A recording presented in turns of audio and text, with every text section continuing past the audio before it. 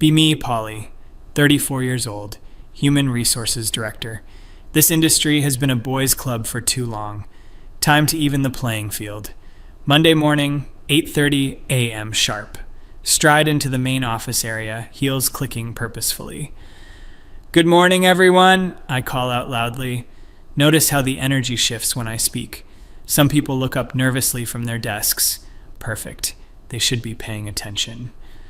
Head to my corner office, glass walls so I can see everything. First order of business, review the performance evaluations. Spread out the files on my desk like battle plans. This quarter's reviews are going to be decisive. Marcus from engineering knocks on my door. Hey, Polly, do you have a minute to discuss the team restructuring? I lean back in my chair, voice rising slightly.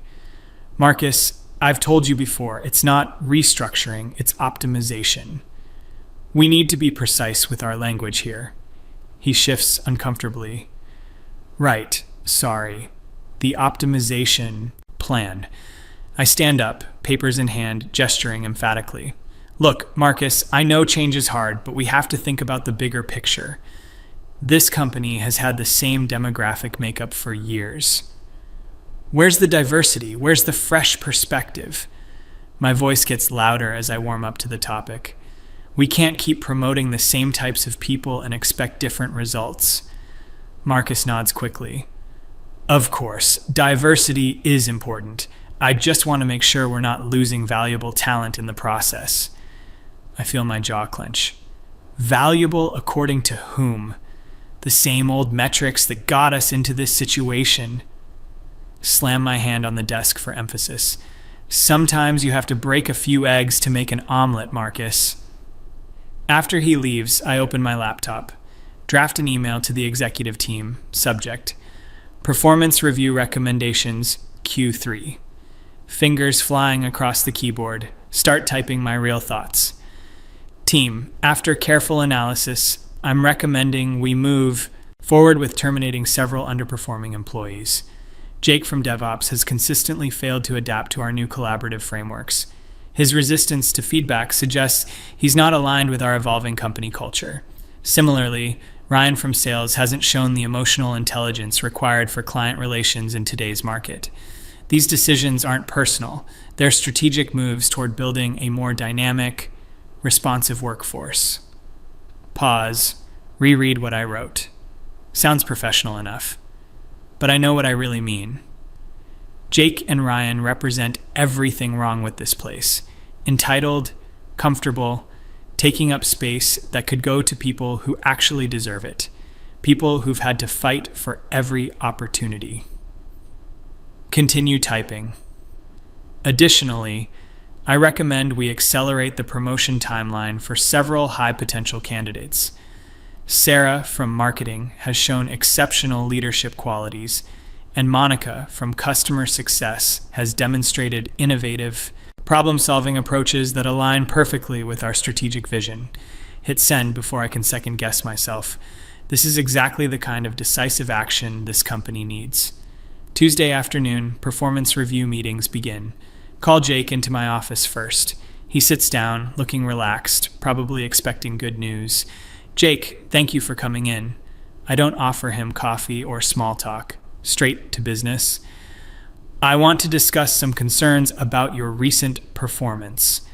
His expression shifts to confusion. Concerns. I thought my metrics were solid this quarter. I lean forward, voice rising with authority. Metrics don't tell the whole story, Jake. Leadership requires more than just technical competence. What I'm seeing is a pattern of resistance to collaborative initiatives. When we introduced the new team-building protocols, you were notably disengaged. When Sarah suggested the inclusive communication workshop, you rolled your eyes. His face reddens. I didn't roll my eyes, I just thought we had more pressing technical priorities. I stand up, walking around to the front of my desk. And that attitude, right there, is exactly what I'm talking about. You don't get to decide what's a priority, Jake.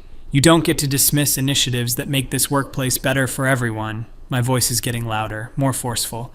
This isn't about technical skills anymore, Pao. It's about cultural fit. Cultural fit, he repeats, looking genuinely bewildered. What does that even mean? I feel anger building in my chest. It means understanding that this industry is changing, whether you like it or not. It means recognizing that your comfort isn't the most important thing in this office. It means being part of the solution instead of part of the problem. Jake tries to respond, but I cut him off. I'm sorry, Jake, but we're going to have to let you go. This decision is final.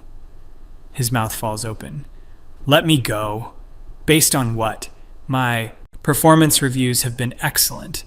This is insane, Polly. You can't just fire me because you don't like my attitude about team building. I walk back to my desk, pulling out his termination paperwork. Jake, this conversation is over. Human resources will handle the details of your transition. My hands are shaking slightly with adrenaline, but also with satisfaction. Finally, consequences for the old guard. After Jake leaves, stunned and angry, I sit back down, open my laptop, and compose another email, this one to my personal account, to document everything properly. Note to self, Jake termination completed. As expected, he showed no understanding of why his behavior was problematic. Complete lack of self-awareness typical of his demographic. Ryan meeting scheduled for tomorrow. Anticipate similar defensive response. The resistance is predictable but ultimately irrelevant. We're building something better here. Wednesday morning, Ryan meeting. He comes in looking nervous. Probably heard about Jake. Hi, Polly. I brought some updated sales reports if you want to review them. I don't even look at the papers he's offering. Ryan, please sit down. We need to talk. Clear my throat. Adopt my most professional tone. I've been observing your interactions with clients lately. There are some interpersonal dynamics that concern me. Ryan looks confused. My numbers are up 15% this quarter, and client satisfaction surveys are positive. I lean back, crossing my arms. Numbers don't capture everything, Ryan. I'm talking about emotional intelligence, cultural sensitivity. Yesterday, I overheard you telling a client that our diversity initiatives were just for show. His eyes widen. I never said that. I said our results speak for themselves, regardless of initiatives. Feel my voice rising again. Do you see the difference, Ryan? Do you understand how that kind of language undermines everything we're trying to build here? Phone up, pacing behind my desk. When you dismiss diversity work as just for show, you're telling our clients that inclusion doesn't matter. You're telling our female colleagues, our colleagues of color, that their experiences don't matter. Ryan tries to interrupt, but I keep going. And frankly, I'm tired of having to explain this to grown men. I'm tired of being told I'm overreacting when I point out problematic behavior. I'm tired of watching the same dynamics play out over and over again. My voice is loud enough now that people outside can probably hear. This company is moving forward with or without people who can't adapt. Polly, I think there's been some misunderstanding. I'm committed to the company's values. I've never had any complaints from clients or colleagues. I wave dismissively. Ryan, this isn't a negotiation. We're terminating your employment, effective immediately. His face goes white. This is discrimination, Polly. You can't fire me for having different political views. I feel my anger spike. Political views. This isn't about politics, it's about basic human decency. It's about creating a workplace where everyone feels valued and safe. Slam my hand on the desk again. And if you can't understand that, then you don't belong here. After Ryan storms out, I email myself again. Ryan termination complete. Typical defensive response, immediately jumping to accusations of discrimination. Cannot see that his own attitudes create hostile environment for others. Exactly the kind of toxic masculinity we need to eliminate from workplace culture. 2 down, making real progress. Thursday morning, feeling accomplished. Walk through the office with my head high. Notice conversations stopping when I pass, probably talking about the terminations. Good, let them think about it. Change doesn't happen without some discomfort. Sarah approaches my office around noon. Polly, do you have a few minutes? I wanted to talk about team morale. I gesture for her to come in, feeling more relaxed. Finally, someone who gets it. Of course, Sarah, what's on your mind? She closes the door behind her. People are pretty shaken up about Jake and Ryan. I'm getting a lot of questions about job security. I nod sympathetically. Change is always difficult, but it's necessary. We're creating space for people like you to step up and lead. I appreciate the confidence, but I'm worried about the process. Both Jake and Ryan seemed blindsided. Were there performance improvement plans, documentation of specific issues? Feel my mood shifting. Sarah, I expected more support from you on this. Stand up, voice getting sharper. We've talked about the need for cultural change in this company. Sometimes leadership requires making tough decisions. I thought you understood that we can't keep enabling the same old patterns. Sarah looks uncomfortable. I do understand. I just think we need to be careful about due process. Wave my hand dismissively. Due process is what got us into this mess in the first place. All those procedures and documentation requirements just protect people who don't deserve protection. My voice is rising again. They're designed to maintain the status quo, Sarah.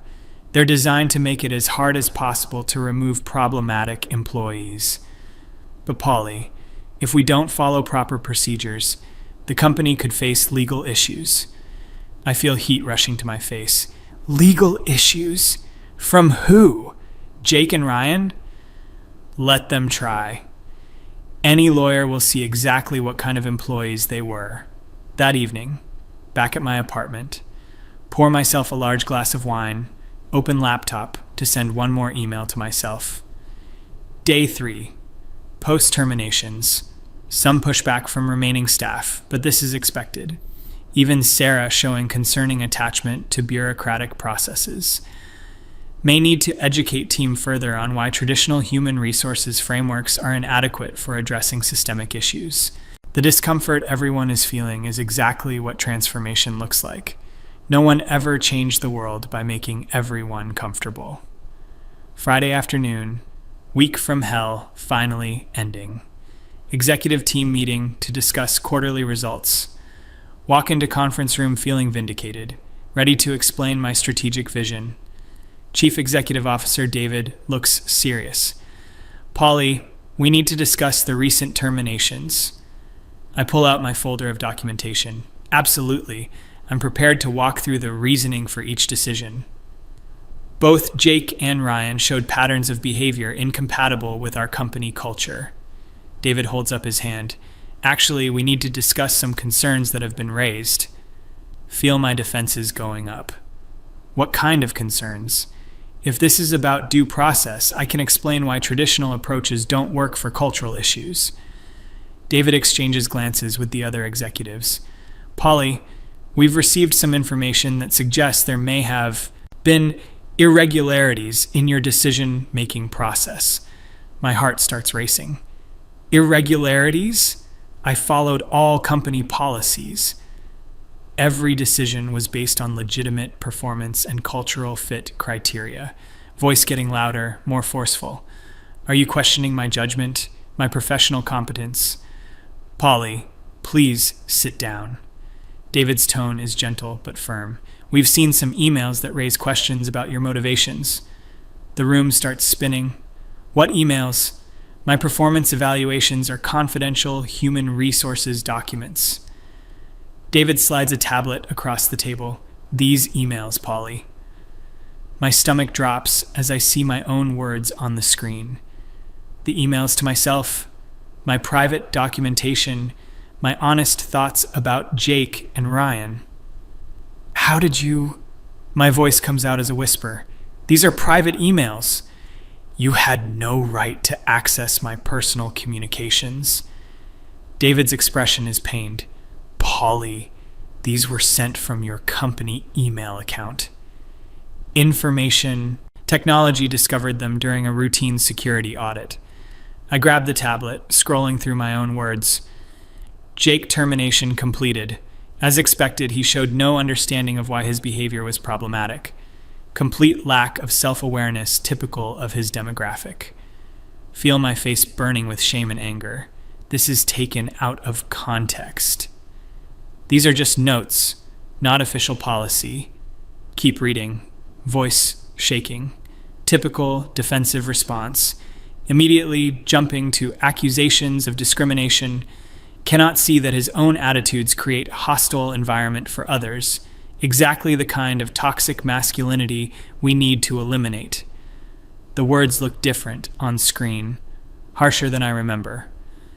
David clears his throat. Polly, these emails suggest that you made termination decisions based on gender, not performance. That's not just poor judgment, it's illegal discrimination. I slam the tablet down. That's not what this says.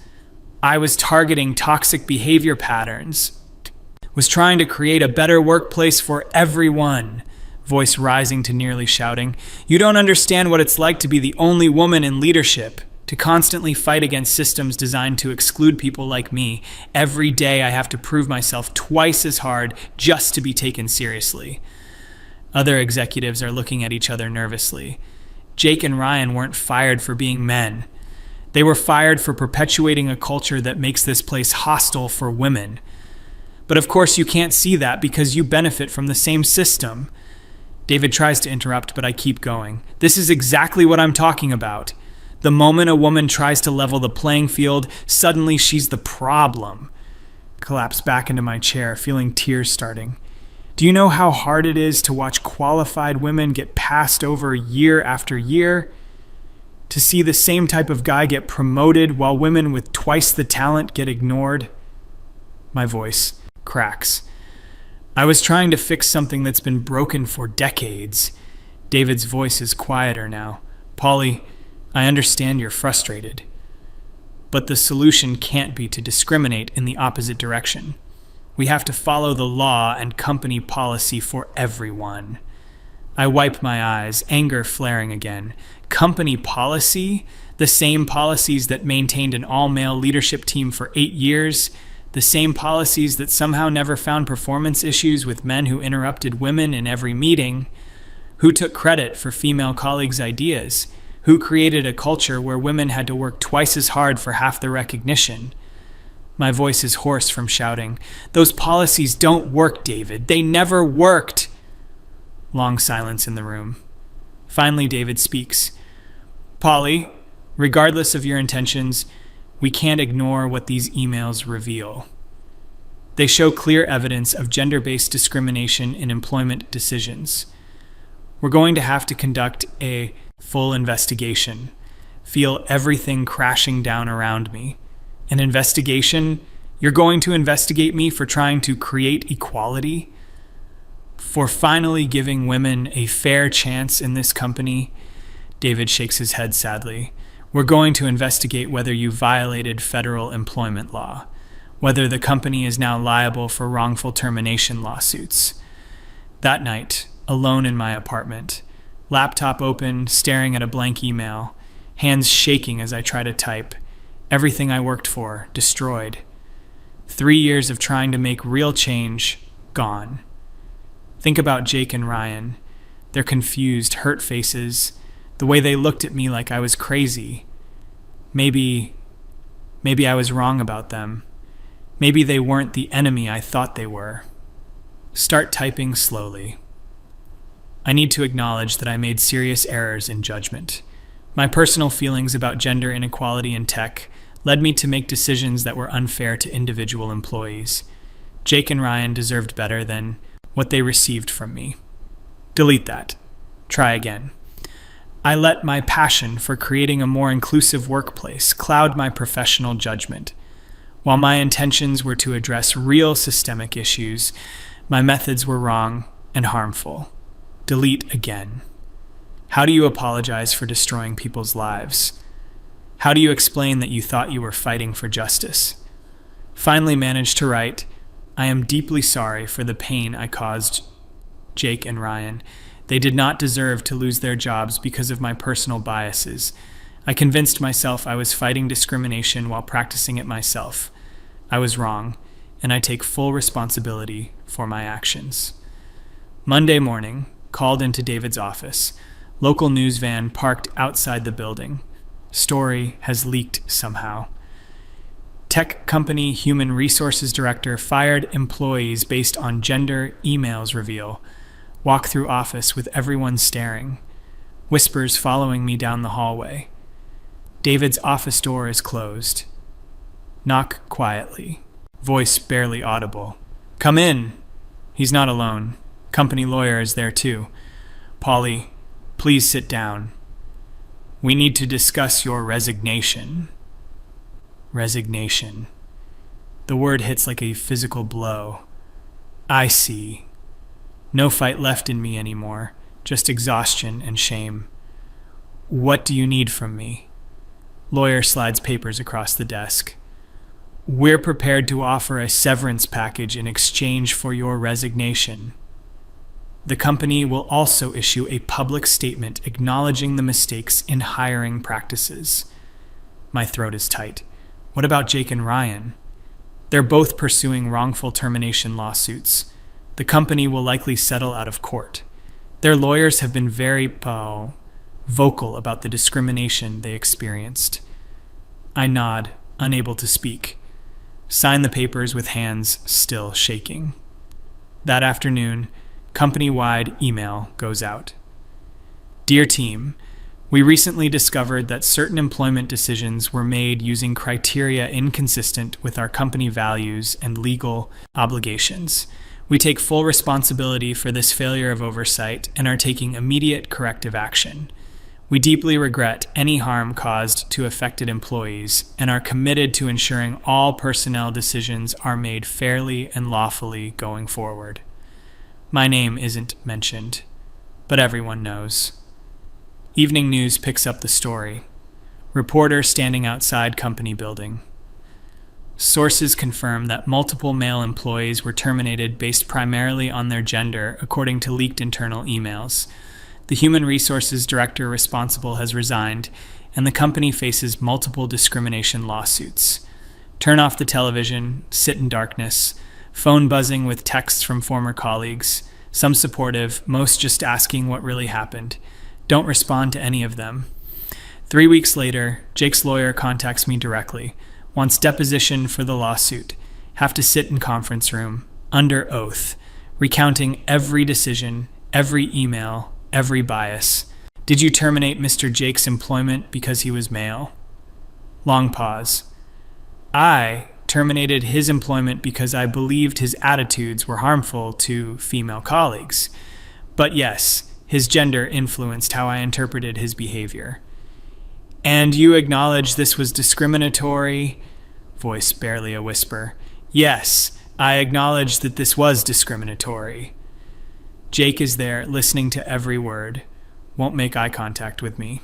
Can't blame him. Lawyer continues. "In your email dated March 15th, you wrote that Jake's response was typical of his demographic. What did you mean by that?" Feel tears starting again. I meant typical of men. I was making assumptions based on his gender. I was wrong to do that. After deposition, Jake approaches me in hallway. "Polly, can we talk for a minute?" I stop, expecting anger, deserving anger. I just want to understand why. I thought we worked well together. I never meant to make anyone uncomfortable. Break down. Completely. "Jake, I'm so sorry. I convinced myself you were something you weren't. I projected all my frustrations about inequality onto you personally. You didn't deserve what I did to you." He nods slowly. "I get that you were trying to help women succeed. But you hurt real people in the process, including women who now have to work in a place where everyone's walking on eggshells." His words hit harder than any legal consequence. "I know. I destroyed everything I was trying to build. 6 months later, unemployment running out. No one in tech will hire me. Background checks always reveal the discrimination case. Applying for retail jobs, anything that will pay bills, every interview ends the same way. We'll be in touch. Sitting in car after another rejection. Call my sister, first time in months. How are you holding up? Start crying immediately. I ruined everything, Amy. I thought I was fighting for justice, and I became the thing I hated most. I know you meant, well, Polly, but meaning well isn't enough. You have to actually help people, not just hurt the people you think deserve it. Her words are gentle, but clear. Maybe this is a chance to figure out a better way to create change. Hanging up, think about Jake's question. Why did I do it? Because I was angry. Because I was tired of fighting. Because it felt good to finally have power. Because I lost sight of what justice actually looks like. Draft one more email. To Jake and Ryan, directly this time. I know my apologies can't undo the damage I caused to your careers and reputations. I know I destroyed your trust in workplace fairness.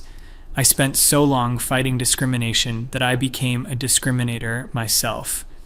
You deserved better from me and from the company. I hope you can eventually find peace with what happened, even if you can't forgive me. I will spend the rest of my career trying to do better. Send it before I can change my mind, not expecting responses, just needing them to know that I finally understand what I really did